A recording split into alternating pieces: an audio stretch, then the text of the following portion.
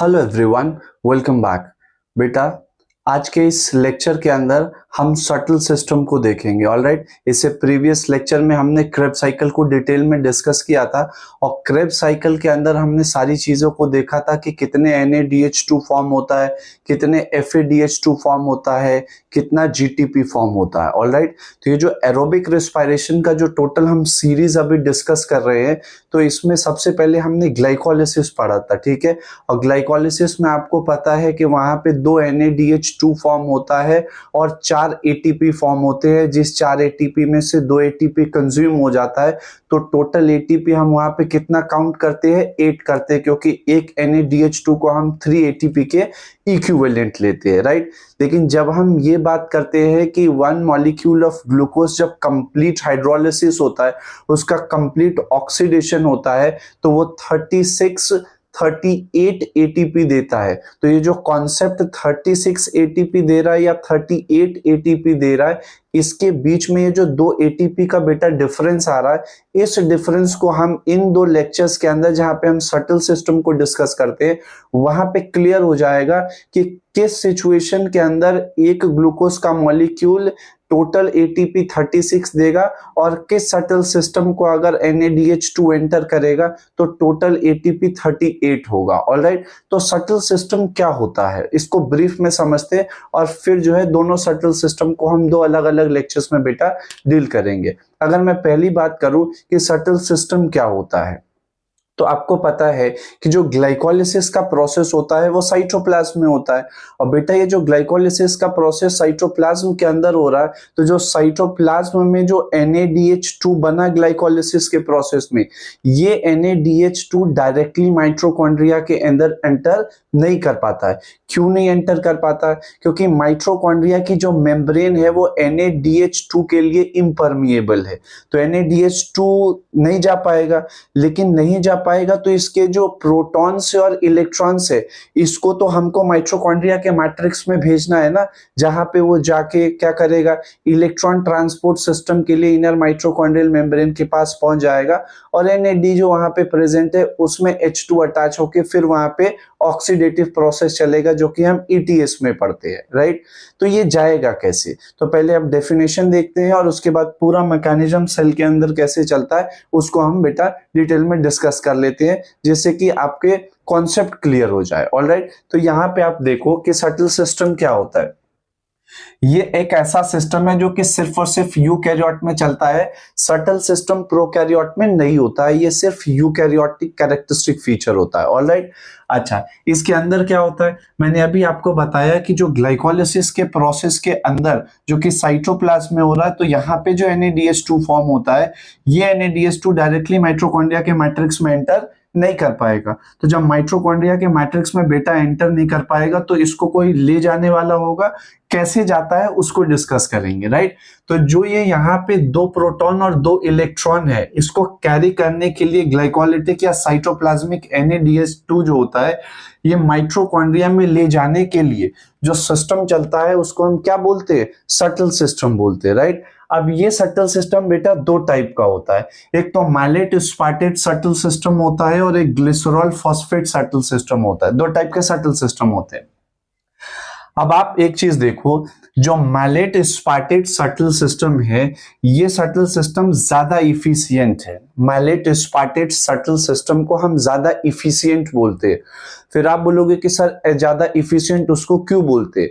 ज्यादा इफिशियंट इसलिए बोलते हैं कि जो ग्लाइकोलिसिस के अंदर जो NADH2 फॉर्म हुआ, अगर वो मैलेट सिस्टम के लिए, अगर वो मैलेट स्पार्टेट सटल सिस्टम के थ्रू एंटर करता है, तो एक NADH कितने ATP देगा बेटा? 3 ATP प्रोड्यूस करता है, ठीक है। इसीलिए इसको हम ग्लिसरॉल फॉस्फेट सटल के कंपैरिजन में ज्यादा इफिशियंट मानते हैं, ठीक है।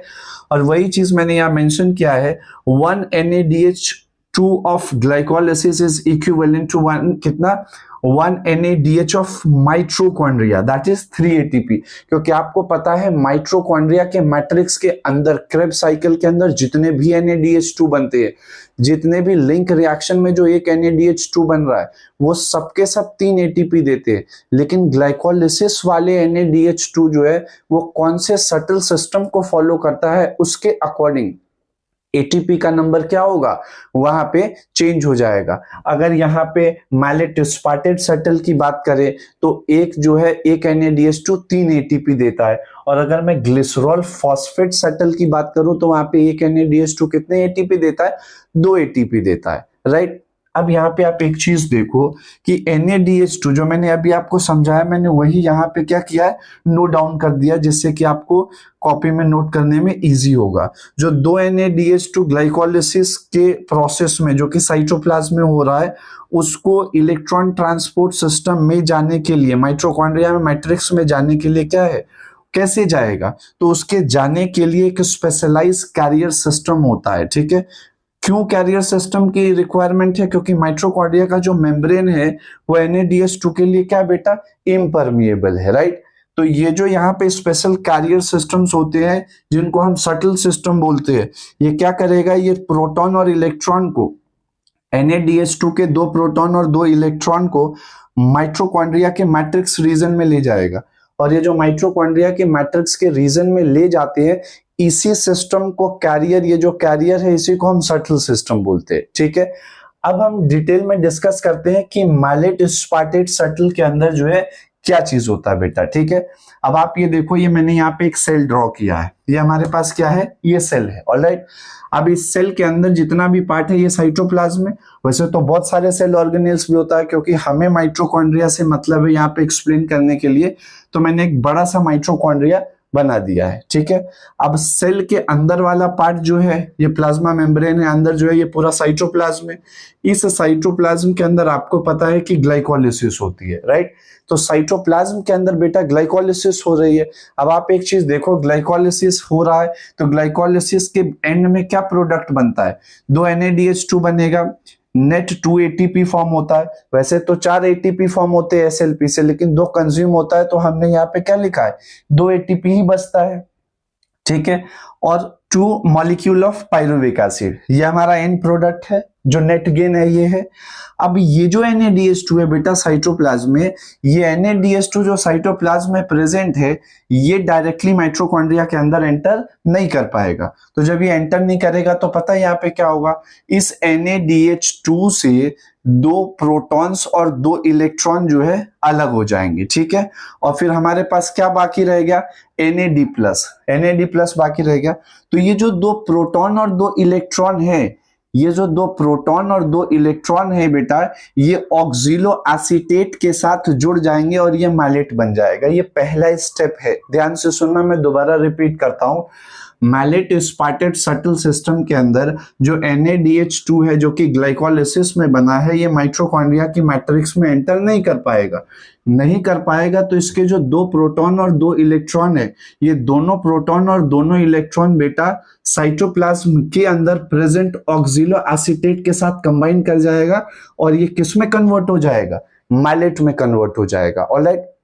अच्छा, ये जो मैलेट में कन्वर्ट हुआ ना, तो मैलेट जो है, मैलेट माइटोकॉन्ड्रिया के मेम्ब्रेन के लिए जो है परमिएबल है। अब ये मैलेट यहां से साइटोप्लाज्म से कहां एंटर कर जाएगा, माइटोकॉन्ड्रिया की दोनों मेम्ब्रेन इसके लिए परमिएबल है, तो ये यहाँ पे मैट्रिक्स में आ जाएंगे, ऑलराइट। अब ये जो मैट्रिक्स में आए, ठीक है बेटा, तो जो मैट्रिक्स में ये मैलेट आया, पहला स्टेप क्या था, ऑक्सिलो एसीटेट के साथ 2 प्रोटॉन 2 इलेक्ट्रॉन कंबाइंड हो गया, मैलेट बन गया, और ये मैलेट साइटोप्लाज्म में बना है। अब ये मैलेट क्योंकि परमिएबल है माइटोकॉन्ड्रिया के मैट्रिक्स के लिए, तो ये मैलेट बेटा एंटर करेगा, और जब ये माइटोकॉन्ड्रिया के मैट्रिक्स में चला आएगा, तो जब जैसे ही ये आया, तो मैलेट के पास जो 2 प्रोटॉन और 2 इलेक्ट्रॉन थे, ये यहां से क्या करेगा, NAD को ये दे देगा, तो यहाँ पे NAD+ क्या हो गया, रिड्यूस हो गया, ठीक है। अब ये देखो आप, NADH2 बन गया। यही NADH2 फ्यूचर में इलेक्ट्रॉन ट्रांसपोर्ट सिस्टम में जाके क्या करेगा, 3 ATP प्रोड्यूस करेगा। अच्छा, तो मैलेट यहाँ पे आया, मैलेट ने 2 इलेक्ट्रॉन और 2 प्रोटॉन ये यहाँ पे NAD+ को दिया, तो NAD+ क्या है, रिड्यूस होके NADH2 बन गया, ऑलराइट। अब ये जो NADH2 बन गया यहाँ पे, तो मैंने अभी बोला है आपको कि ये इलेक्ट्रॉन ट्रांसपोर्ट सिस्टम में आगे जाके ATP बनाएगा। अब ये मैलेट जो है, मैलेट दोबारा क्या होगा, मैलेट जैसे ही इसने प्रोटॉन और इलेक्ट्रॉन इसको दिया, ये रिड्यूस हो गया, तो ये मैलेट दोबारा किस में कन्वर्ट हो जाएगा? ऑक्सिलो एसीटेट में। किस में कन्वर्ट हो गया बेटा? ऑक्सिलो एसीटेट में। अच्छा, अब प्रॉब्लम ये है ऑक्सिलो एसीटेट के साथ कि ऑक्सिलो एसीटेट जो है ये फिर क्या है, ये इम्परमिएबल होता है। मतलब ऑक्सिलो एसीटेट डायरेक्टली माइटोकॉन्ड्रिया के इनर मेंबर और आउटर मेम्ब्रेन को क्रॉस करके फिर से साइटोप्लाज्म में नहीं आ सकता है। तो यहाँ पे ऑक्सिलो एसीटेट के साथ क्या होगा, NH2 ग्रुप को जब यहाँ पे ये जुड़ता है, जब ये अमाइन ग्रुप ऑक्सिलो एसीटेट के साथ जुड़ेगा तो ये एस्पार्टिक एसिड में कन्वर्ट हो जाएगा। किस में कन्वर्ट हो जाएगा? स्पार्टिक एसिड में। और ये हमारा स्टेप नंबर 4 है, ठीक है। और जब स्पार्टिक एसिड में कन्वर्ट हो गया तो जो स्पार्टिक एसिड है बेटा ये परमिएबल होता है और इनर माइटोकॉन्ड्रियल मेम्ब्रेन और आउटर माइटोकॉन्ड्रियल मेम्ब्रेन को ये क्या करेगा, ये यहाँ पे क्रॉस करते हुए दोबारा ये एस्पार्टिक एसिड यहाँ से कहाँ पे आ गया, ये साइटोप्लाज्म में आ गया। ऑलराइट। और जैसे ही स्पार्टिक एसिड साइटोप्लाज्म में आएगा, इसके पास जो NH2 है, ये NH2 यहाँ से निकल जाएगा और ये स्पार्टिक एसिड फिर से क्या बन जाएगा? ऑक्सिलो एसीटेट बन जाएगा। तो ये जो पूरा का पूरा मैलेट स्पार्टेट सटल है, इसमें आप देखो क्या हो रहा है, इसको आप ध्यान से देखो। और ये साइक्लिक प्रोसेस है जो कि कंटिन्यूअस चलता रहता है। क्यों कंटिन्यूअस चलता है? क्योंकि अगर ये प्रोसेस कंटिन्यूअस नहीं चलेगा तो ये जो NAD+ है ये अवेलेबल नहीं होंगे, और अगर साइटोप्लाज्म में NAD+ अवेलेबल नहीं हुआ तो ग्लाइकोलिसिस नहीं चलेगी, और ग्लाइकोलिसिस नहीं चलेगी तो बेटा वैसे आपको पता है कि एरोबिक हो या एनारोबिक रेस्पिरेशन हो, ग्लाइकोलिसिस का चलना मैंडेटरी है, राइट। ओके, तो अब आप दोबारा से इसको मैं एक बार समझा देता हूं। NADH2 के 2 प्रोटॉन 2 इलेक्ट्रॉन ऑक्सिलो एसीटेट ने लिया। जैसे ही ऑक्सिलो एसीटेट ने लिया तो ये मैलेट में कन्वर्ट हो गया। मैलेट में इसका कन्वर्ट होना ये स्टेप नंबर 1 है। जैसे ही मैलेट में कन्वर्ट हुआ तो मैलेट जो है, क्योंकि परमेबिलिटी शो करता है इनर माइटोकॉन्ड्रियल और आउटर माइटोकॉन्ड्रियल मेम्ब्रेन से, तो ये यहां से माइटोकॉन्ड्रिया में आ गया। साइटोप्लाज्म से मैट्रिक्स की तरफ आना ये स्टेप नंबर 2 है, राइट। अब ये मैलेट जैसे ही अंदर आएगा तो ये 2 इलेक्ट्रॉन और 2 प्रोटॉन लेके आया था, ये NAD को दे देगा तो NAD+ रिड्यूस होके क्या बना देगी? NADH2 बना देगी बेटा, ठीक है। अब NADH2 बन गया। अब इधर जो ये मैलेट है, ये मैलेट दोबारा क्या होगा, जैसे ही इसने इसको प्रोटॉन और इलेक्ट्रॉन दिया तो ये मैलेट ऑक्सिलो एसीटेट में कन्वर्ट हो गया, राइट। अब ये जो ऑक्सिलो एसीटेट में यहाँ पे ये कन्वर्ट हुआ है, तो अब ऑक्सिलो एसीटेट फिर जो है ये इनर और आउटर मेम्ब्रेन से बाहर नहीं जा सकता क्योंकि ये परमेएबल नहीं है, तो इसको फिर कन्वर्ट होना पड़ेगा किसमें? एस्पार्टिक एसिड में। तो ऑक्सिलो एसीटेट के साथ जब अमाइन ग्रुप जुड़ता है, NH2 ग्रुप जुड़ता है, ये स्टेप नंबर 4 है, तो एस्पार्टिक एसिड बन जाएगा। अब बेटा ये जो एस्पार्टिक एसिड बना यहाँ पे, ये परमेबिलिटी शो करता है, तो यही एस्पार्टिक एसिड माइटोकॉन्ड्रिया की मैट्रिक्स से निकल के और साइटोप्लाज्म में आ जाएगा, राइट।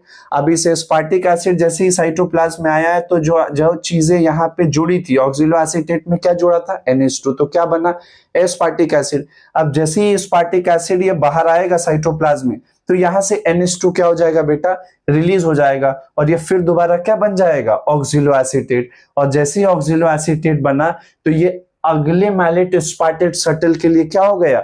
रेडी हो गया, और ये साइक्लिक प्रोसेस चलता रहता है। तो मैलेट एस्पार्टेट सटल के अंदर अगर NADH2 ग्लाइकोलिसिस वाला गया तो जैसे ही ये जाएगा तो एक NADH2 कितने यहाँ पे ATP प्रोड्यूस करेंगे? उतने ही करेंगे जितने माइटोकॉन्ड्रिया के NADH2 प्रोड्यूस करते हैं। और माइटोकॉन्ड्रिया के NADH कितने प्रोड्यूस करते हैं बेटा? देखो, एक NADH2 of mitochondria is equivalent to 3 ATP। Since malate aspartate shuttle के अंदर अगर ग्लाइकोलिसिस का NADH2 जाता है तो वो कितने ATP प्रोड्यूस करेगा?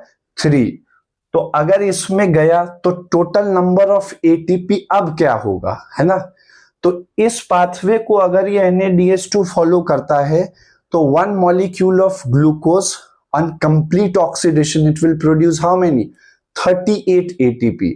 लेकिन अगर उसने ग्लिसरॉल फॉस्फेट सटल को फॉलो किया तो वहां पे 36 ATP होता है। ये 36 ATP कैसे होता है इसको हम नेक्स्ट लेक्चर में डील करेंगे, लेकिन आप इतना समझो कि NADH2 ग्लाइकोलिसिस वाला अगर मैलेट एस्पार्टेट सटल सिस्टम को फॉलो करता है तो total gain of ATP after 1 molecule of glucose का कंप्लीट ऑक्सीडेशन होने के बाद कितना एटीपी आएगा, 38 एटीपी आएगा। ऑलराइट बेटे, तो मैंने ये जितनी भी चीजें आपको यहाँ बताई है तो आप इसको एक एक करके नोट डाउन कर लेना, और ये साइक्लिक जो पूरा का पूरा सेल के अंदर जो प्रोसेस चल रहा है इसको आप प्लीज नोट कर लो। इसीलिए मैंने आपको इजीली याद हो जाए इसलिए मैंने यहाँ पे स्टेप नंबरिंग कर दी है 1 2 3 4 5 6 कि किस स्टेप के बाद कौन सा होता है। ऑलराइट, तो बेटा इस कॉन्सेप्ट को आप अच्छे से रीड करो। कोई भी प्रॉब्लम हो तो आप प्लीज कमेंट बॉक्स में जाके वहां पे क्या करो बेटा,